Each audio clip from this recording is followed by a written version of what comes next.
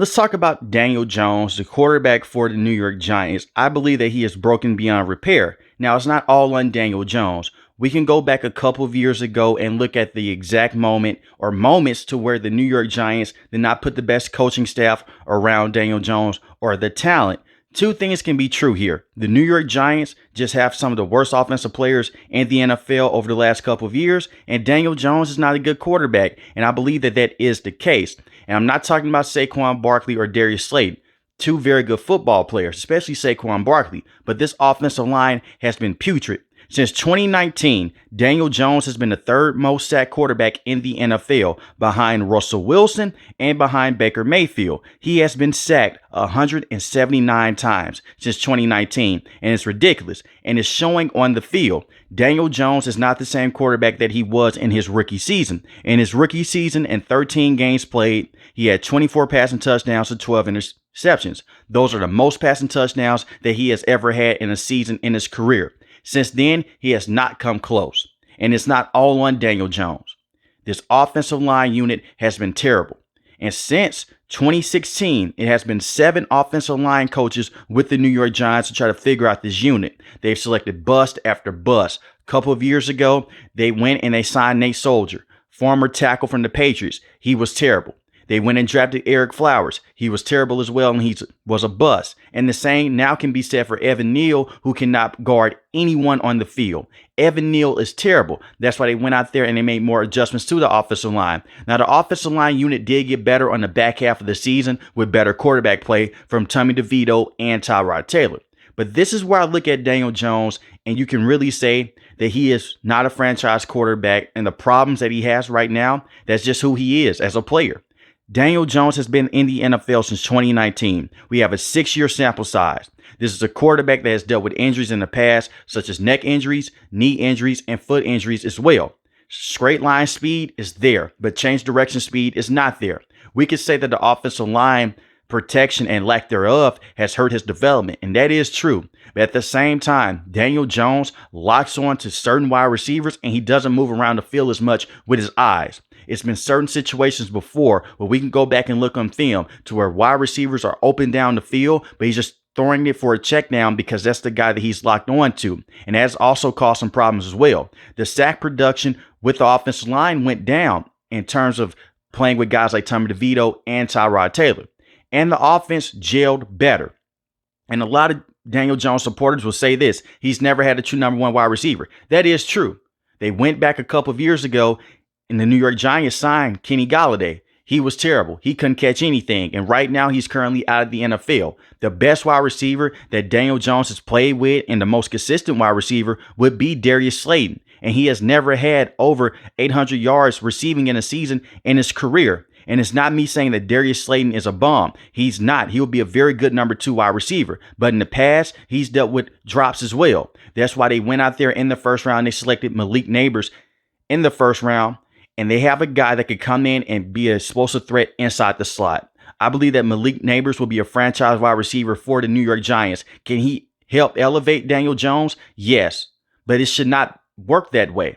When you put that much expectation and pressure on a rookie, that's unfair to Malik Nabers. He has to come in and help elevate Daniel Jones. Many years ago, the NFL would depend on quarterbacks to go out there and to elevate the players around them. Daniel Jones has not done that. And the Giants have tried to put talent on the field. It just hasn't worked out. Kenny Golladay at the time was a very good wide receiver with the Detroit Lions. He came over. He couldn't catch anything. Nate Soldier, solid tackle for the Patriots. He came over with the Giants. Everything unraveled. And they've tried coach after coach. And I also look at the New York Giants for this as well. When they hired Joe Judge to be the head coach, that was a terrible move. And they had Jason Garrett as the offensive coordinator. That also did not help out Daniel Jones. They ran too many slants and too many quick game passes to where the defense caught on.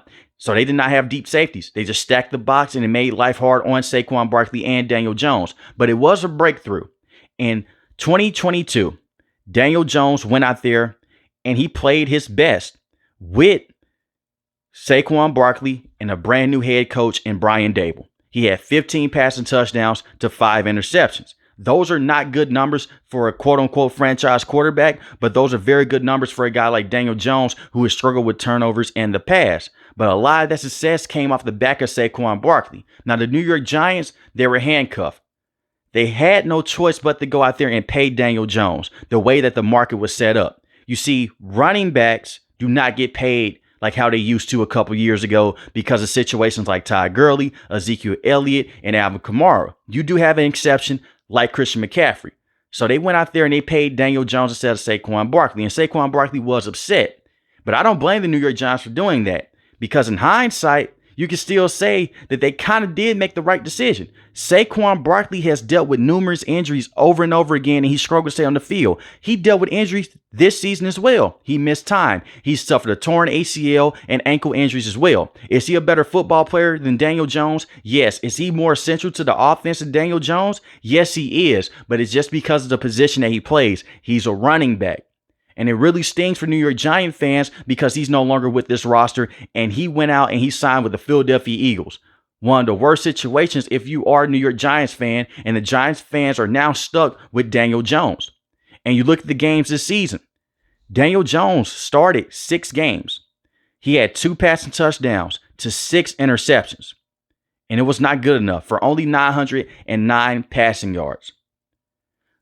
The thing is with Daniel Jones, Brian Daboll has tried his best in the past to integrate quick game, to get the football out of his hands quick, to make life easy on him, to scheme up deep balls deep down the field. But it hasn't been good enough for Daniel Jones to break out just yet. If his breakout season is 15 passes, touchdowns, to 5 interceptions, you're in trouble. It's the reason why they declined that 5th-year option. And like I mentioned before, it's not all on Daniel Jones. We can go back and look at that Dallas Cowboys game. He had no time in the pocket. When he threw the ball to Saquon Barkley, he gets hit. The ball pops up in the air. It goes for an interception. That's not on Daniel Jones. What is on Daniel Jones is when you have open receivers in the back of the red zone against the Seattle Seahawks and you don't see him and you throw an interception. That's on Daniel Jones because you're locking on your target. We can go back and look at a quarterback a couple of decades ago. David Carr, the brother of Derek Carr. They will say he's one of the biggest busts of all time, but the Houston Texans did not give him a good enough offensive line, and he fidgeted a lot. Daniel Jones is his own worst enemy on the field because he really doesn't believe in himself. When you look at certain areas of the field where he's able to make a throw, he fidgets in the pocket because he's afraid that he's about to get hit because he's been hit so many times before. And that's one thing that a lot of fans forget to think about. Quarterbacks change their playing style due to the situation. If he had 3 to 4 more seconds in the pocket, which is an eternity in the NFL, he'll be able to go out there and take more deep shots down the field. But when he does have that time, all the pass abuse inside the pocket, he no longer wants to take that deep shot. And the New York Giants have not had the best wide receivers to go out there and stretch out the field. Now, I like the wide receiving core that they have. I like Malik Neighbors, Darius Slayton. I like him a lot as well. You also have Jalen Hyatt, who could be a solid deep option. And you have Wan'Dale Robinson. Now, Wan'Dale Robinson missed a lot of his rookie season dealing with a torn ACL, but in the sophomore season had 525 receiving yards, 1 receiving touchdown. Those are solid options. So they're getting the receiving room better. They did go out there and they did trade for Darren Waller. In hindsight, that was a terrible trade for the New York Giants. This is a guy that's not going to be able to stay healthy. He's dealing with soft tissue injuries. And one thing that we know about tight ends in the past and even wide receivers, when you're dealing with soft tissue injuries, they don't get better as you get older. And he's talking about retiring. So I like what the New York Giants did. In the NFL draft, they went out there and they selected a tight end in Theo Johnson. They're moving on like he is basically not going to return to the team. A very good tight end from Penn State. He's 6'6", 264. I think that he can come in and give you very good production immediately. The same with Daniel Bellinger as well. He missed a lot of time a year ago dealing with an eye injury, but he showed you that he could be a solid option. These guys aren't going to go out there and be top 5 to top 10 tight ends in the NFL, but they're good options that can fit the Brian Daboll system. When I look at the New York Giants right now, they know that Daniel Jones is not their guy. Could he have a breakout season this season? It's possible. But it's best to go out there and put some help on the field now for the next quarterback. I love the fact that they did not trade up to go get a guy like a Drake May. And hindsight, you could say, hey, he could sit back there and develop behind Daniel Jones, but they would not have the weapons right now. You now have weapons that could come in for a quarterback in the next couple of years or for next season. You can throw Daniel Jones out there and say, man, you know what? Play out your contract and we'll figure things out in the next couple of years. But you cannot blame Brian Daboll for this mess. They did lose Saquon Barkley, like I mentioned a couple minutes ago, but you have a guy in Devin Singletary. Devin Singletary is not explosive running back like Saquon Barkley. He's not in the same league as Saquon Barkley, but he's a solid running back to have. He had a very good, successful year with the Houston Texans, and he had some very good years with the Buffalo Bills as well, to where Brian Daboll was the offensive coordinator. So if someone knows how to use him to his fullest potential, it will be Brian Daboll. So the offense, it does look better than it did last season, but at the same time, how much better can it be with a quarterback like Daniel Jones, who at this stage of his career isn't going to be a franchise quarterback, and I don't believe can play better than what he did a couple of years ago, but he could shock me. But it's going to be a quarterback competition, because it's another part of the storyline. The New York Giants went out there and they signed Drew Lock. Big arm quarterback, showed some good things with the Seattle Seahawks, even won a game this season with the Seattle Seahawks against the Philadelphia Eagles. I think that Drew Lock has a better arm than Daniel Jones. Is he the athlete like Daniel Jones? No.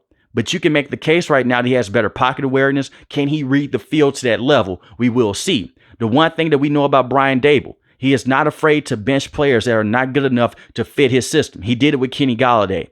And that basically set the tone for the New York Giants for the rest of the season. That helped them make the NFL playoffs. You have a very good head coach and a brilliant offensive mind. And then there's also Tommy DeVito as well. A lot of people laugh at Tommy DeVito, but he had a better stint with the New York Giants this season than Daniel Jones did. Granted, the offensive line did play better, but he had less time in the pocket than Daniel Jones on average per throw.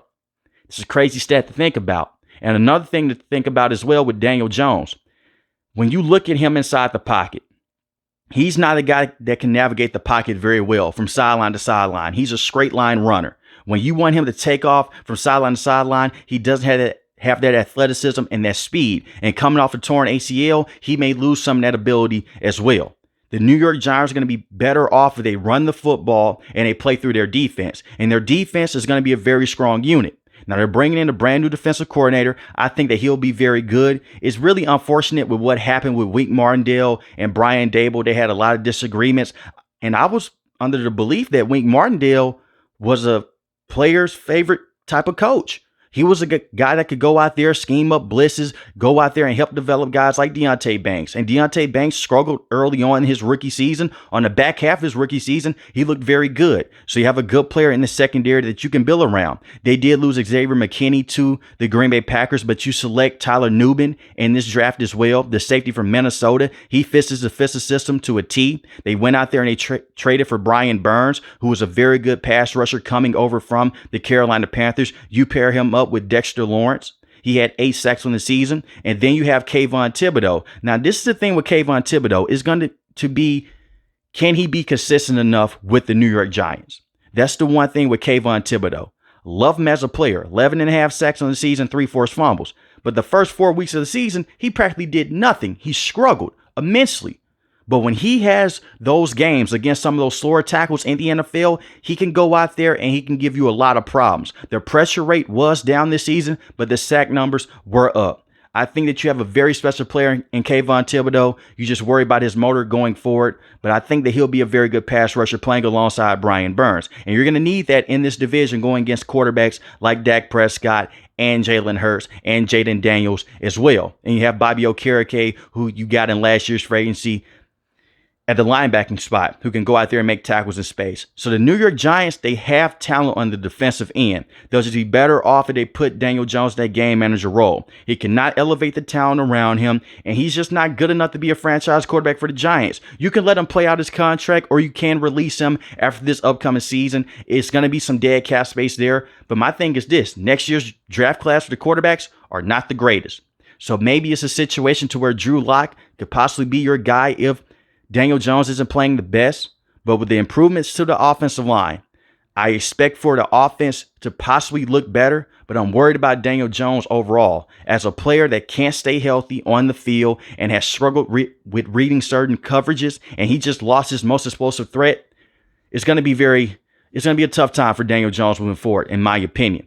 And I do believe that Evan Neal will not be the starting right tackle for the Giants. It's the reason why you signed Jermaine in this year's free agency class, and you bring in John Runyon as well at the right guard position. So maybe Evan Neal will not have a spot on the offensive line. They have Andrew Thomas, who is one of the better tackles in the NFL at the left tackle position. And you have John Michael Smith at the center position as well, who had a solid rookie season. And he looked very good for the last 4 weeks of the season as well. So let me know in the comment section below, how do you guys feel about Daniel Jones? And will he have a very good upcoming season? Will this be his breakout year? If you're new to the channel, hit the subscribe button. If you like the video, hit the like button. Most importantly, want each and every last one of you guys stay safe, stay positive. Thanks for the video, guys. God bless.